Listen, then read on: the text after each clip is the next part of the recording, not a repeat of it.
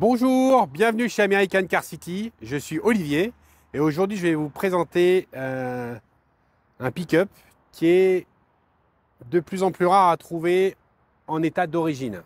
Celui-ci en est un, quasiment, je vais vous expliquer en détail. Beaucoup sont modifiés, transformés, bidouillés, etc. Là on a un exemplaire fidèle à notre charte qualité qui soit le plus original possible. Donc cette génération de pick-up, c'est un Chevrolet 3100 de 1952. Elle fait partie de la génération de ce qu'on appelle Advanced Design. C'est sorti donc après-guerre de 47 à 54. 54, il y a déjà des petites modifications de calandre. On voit déjà la nouvelle génération qui apparaît. Donc c'est vraiment avec cette calandre-là 53 plutôt. Donc 47 à 53, celui-ci est à 52. On le reconnaît parce que il a par exemple les poignées de porte qui sont avec bouton poussoir, alors que sur les anciennes générations, c'était amovible comme ça, sur pivot. On va faire le tour ensemble. Vous allez voir pourquoi il est spécifique, pourquoi ils sont rares dans cet état-là. Et puis après, vous ferez votre avis. Déjà, il faut savoir que ces véhicules-là, sortis de guerre, comme toutes les guerres, hein, ça fait du plein emploi. Une fois que c'est fini, ça fait du plein emploi. C'est l'abondance de matériaux, tout va bien. Aux États-Unis, en tout cas, hein, la France, c'était autre chose. Bref, sortie de guerre, ils voulaient, les constructeurs et donc la clientèle voulaient une nouvelle génération de pick-up un peu plus performant. Et ils ont sorti cette génération Advanced Design, donc à partir de 47, comme je vous disais. Il faut bien se remettre dans le contexte de l'époque. Ces pick-up-là étaient faits pour le travail. Ce n'étaient pas des véhicules loisirs comme aujourd'hui. C'était des véhicules exclusivement pour les fermiers, les ouvriers. Donc ça devait être simple, fiable, le plus épuré possible. On n'était pas dans une Cadillac. Donc ces véhicules-là étaient en 6 volts, comme beaucoup des voitures de l'époque, hein, même en Europe aussi. Mais par exemple, vous n'aviez pas de clignotant, vous n'aviez pas de feu stop. C'était vraiment basique de chez basique. Là, sur des générations comme ça, comme ils ont pris de la valeur, parce que ça valait rien à l'époque, hein, j'aurais pas de tarif à vous donner pour le. Mais bon, il faudrait le remettre toujours pareil dans le contexte. Mais un véhicule comme ça, aujourd'hui, sur le marché, en bel état comme ça vaut dans les 50 000 euros. Donc, on commence à y faire des améliorations de fonctionnement qui sont juste indispensables. Je m'explique. Par exemple, on passe de 6 volts à 12 volts. Pourquoi ? Parce qu'en 6 volts, vous n'avez pas de pêche, il n'y a pas assez de watts de force en fait pour lancer un démarreur ou pour alimenter aussi les phares. Et en plus là-dessus, c'était des dynamos. Donc la dynamo ne fonctionnant que avec un régime minimum de rotation de moteur, c'est-à-dire vers 2000 ou 3000 tours. Bon bah au ralenti, vous n'avez pas d'éclairage. Et puis il fallait relancer pour peu que ce soit chaud. Avec la 6 volts, ça ne démarrait pas. Donc la majorité ont été convertis en 12 volts à raison. Et on a rajouté les clignotants qui sont là, qui sont juste indispensables aujourd'hui dans la circulation et qui s'intègrent parfaitement. C'est-à-dire si je ne vous le dis pas, vous ne le savez pas, quoi. Donc c'est ça aussi l'intérêt, c'est pas de mettre des espèces de pauvres clignotants orange un peu partout. Là, ils sont bien intégrés, c'est un kit spécial pour ce véhicule-là. Les anti-brouillard orange, complètement représentatifs de l'époque aussi, des années 50 à 70. Le petit boule barre devant aussi, qui est du plus bel effet. Ça, faut trouver l'accessoire. Je pense que c'est un accessoire d'époque. J'en ai jamais revu de fabriqué. Il est joli comme tout. Bon, les braies pare-chocs en chrome, en acier, hein, bien sûr. Donc, là, le 2 tons. Alors, la teinte 2 tons était une option qui était disponible à l'usine. Beaucoup étaient sortis en simple couleur. Là, on est en double ton. Encore une fois, tout est en acier. C'était l'époque encore où il n'y avait pas encore de plastique. C'était sortie de guerre encore une fois, donc le plein emploi, l'abondance de matériaux, la main d'œuvre pas chère. Donc ça donne des véhicules comme ça qui sont représentatifs vraiment d'une autre époque. Vous voyez le petit marchepied en aluminium là moulé. Bon, aujourd'hui on ferait ça en plastique. Le marchepied on le ferait en plastique aussi. Enfin bon. Comme je vous ai dit tout à l'heure, les poignées ne sont plus pivotantes comme sur les générations de 47 à 50. Là, elles sont à partir de 52, elles passent en bouton poussoir. Donc c'était une façon de rendre le mécanisme d'ouverture et de fermeture un peu plus fiable. Voilà, donc là, on reconnaît bien l'Advanced Design avec les ailes avant bombées, comme ça, c'était complètement aussi représentatif de l'époque. Rappelez-vous les tractions en Europe, en France, c'était la même chose. Bon, c'est très joli, c'est intemporel, il n'y en a pas de secret. Les petites ridelles en bois qui ont été rajoutées, qui ont été vernies, qu'on a vernies ici. Bon, les pneus à flanc blanc, les jantes avec les enjoliveurs et le dog dish, donc le centreur chromé. Les pneus encore diagonaux, donc avantage, inconvénient, mais au moins dans l'esprit de la voiture. Voilà, donc vous voyez, c'est très beau de partout. C'est pas rouillé, c'est pas corrodé, c'est pas esquinté, c'est pas tordu. Les ailes comme ça, de toute façon, quand ça a été réparé, vu le galbe, quand vous le voyez très très vite. Si ça a été maquillé. Parce qu'il n'y a pas de secret, vous la regardez au soleil comme ça. Si vous n'avez pas un galbe parfait, c'est que ça a été cochonné. Voilà, pare-choc arrière. Donc là, il y a eu une double ligne qui a été mise, mais en fait, il sortait en simple ligne, évidemment, parce que cause 6 cylindres, hein, bien sûr. Le petit logo Chevrolet qui est peint de la couleur de l'autre teinte. Les petites attaches rapides, vous voyez, vraiment les ridelles, elles s'attachaient juste avec deux bouts d'acier comme ça. Hop, on descendait, on posait sur le pare-choc, on éclatait la peinture, tout le monde s'en foutait. Le plancher en bois, donc en vrai bois d'arbre, c'est pas du plastique encore une fois ou de la peinture. Pareil, là c'est du bois, c'est ni plus ni moins que du sapin, hein, qui est teinté et qui va très bien avec les ridelles en bois.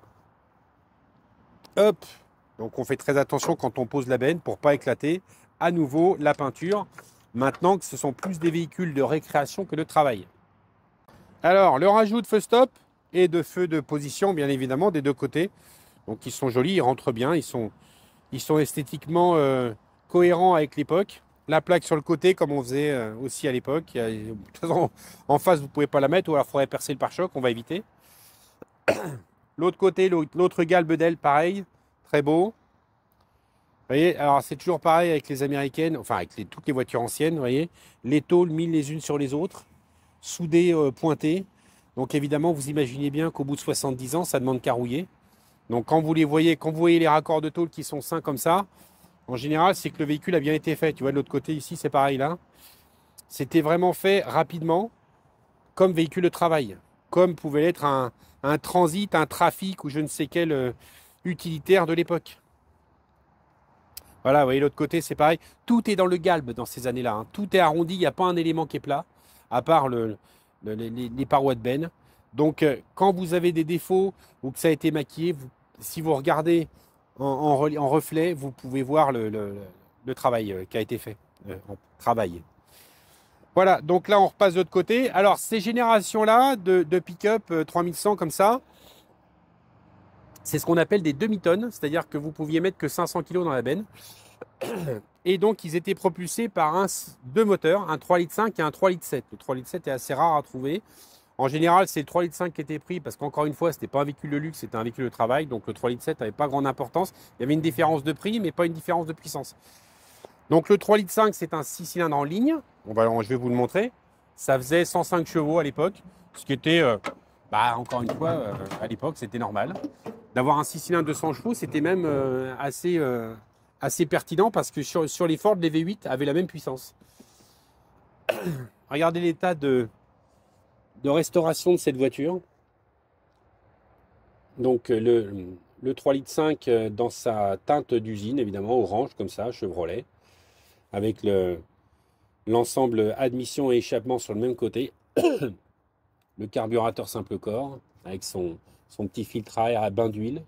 Ça, c'est génial, c'est tout à fait représentatif. Regardez les fils de bougie tressés, en tissu tressé comme ça. C'est joli comme tout. Quand c'est en bon état, parce que quand la tresse se barre, vous avez des étincelles dans tous les sens, ça fait des faux contacts, c'est un coup à foutre le feu à la voiture.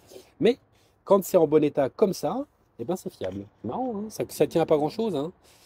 Vous voyez la qualité de la restauration. On a mis pas mal d'heures parce qu'il n'est pas arrivé comme ça, hein. Faut pas croire. Vous voyez le système admission et échappement sur la même ligne. Ici, c'est le filtre à huile qui était déporté parce qu'il était rajouté, parce qu'il n'y avait pas de filtre à huile à l'origine. Donc évidemment, l'intérêt, c'est d'en rajouter un pour éviter de se retrouver avec toutes les cochonneries du carter qui rebarbotent dans le moteur. Voilà, l'intérieur après, l'intérieur est très beau aussi. Vous avez juste envie d'avoir un petit chapeau de paille avec un brin d'herbe dans la bouche. Voilà, donc c'est une banquette 3 places avec le grand volant. Tous les accastillages chromés ou en métal, il n'y a quasiment pas de plastique. Donc là-dessus, vous aviez de serrer une boîte 3 vitesses manuelle au volant.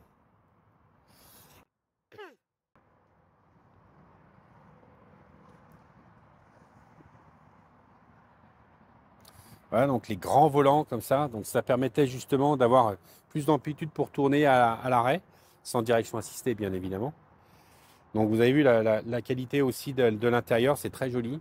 Esthétiquement, c'est une autre époque, hein, il n'y a pas de secret, hein. Voilà. Donc ce véhicule, on l'a rentré, on l'a vendu quasiment immédiatement, bizarrement, hein. Donc si vous cherchez un véhicule comme ça, ils ne sont pas si simples à trouver parce que beaucoup sont modifiés. Je vous invite fortement à fuir tout ce qui est converti en V8, tout ce qui est bidouillé avec des freins à disque ou je ne sais quoi. Les modifications, vous devez être légères pour garder une valeur marché. Les modifications en V8, c'est les pires. Déjà, c'est illégal. Ensuite, c'est ni fait ni à faire. Ils ont changé les trains avant pour avoir le berceau d'un V8 d'une autre voiture. C'est insupportable. Ça ne roule jamais bien. Dès que vous voulez changer une pièce, c'est la croix et la bannière pour savoir d'où ça vient, de quelle génération, de quelle année, quoi que ce soit. Et en plus, en valeur de collection, c'est une bulle. Voilà. Donc, concentrez-vous sur l'origine. C'est ce qui vaut et ce qui vaudra toujours de l'argent dans l'avenir, surtout en France. Avec le temps, le gouvernement va faire de plus en plus la chasse aux véhicules modifiés, tuning, etc. Seuls des véhicules dans cet état-là, comme ça, seront préservés. Dites-le, on peut marquer tout l'inverse dans les commentaires de oui, mais la réalité, c'est ça. Donc, si vous cherchez un véhicule comme ça, bornez-vous à ne trouver qu'un modèle le plus original possible. Et c'est pas parce qu'il est passé de 612 volts qu'il est plus original. Ça, c'est une amélioration qui est bienvenue. Mais passer d'un 6 cylindres à 100 chevaux à un V8 de 300, c'est une hérésie.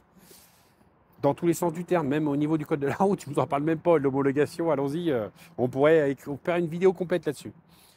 Ce véhicule-là, donc il est arrivé, il est resté une semaine, il a été vendu 50 000 €, ce qui est un très bon prix. Parce qu'aujourd'hui, j'ai du mal à en trouver dans cet état-là que je puisse vendre à ce prix-là. Donc, on se bagarre, c'est le but de ce travail. On se bagarre pour trouver. Si vous faites vite, vous pouvez encore venir le voir. Il va être là à peu près une semaine avant de partir. Là, il est fini. Il y a 2-3 petites bricoles à finir. Et puis après, il va partir chez son nouveau propriétaire. On essaye d'en rentrer. Surveillez les annonces. Et puis, dès que vous envoyez un, si c'est ça qui vous intéresse, n'hésitez pas à nous appeler. À très bientôt.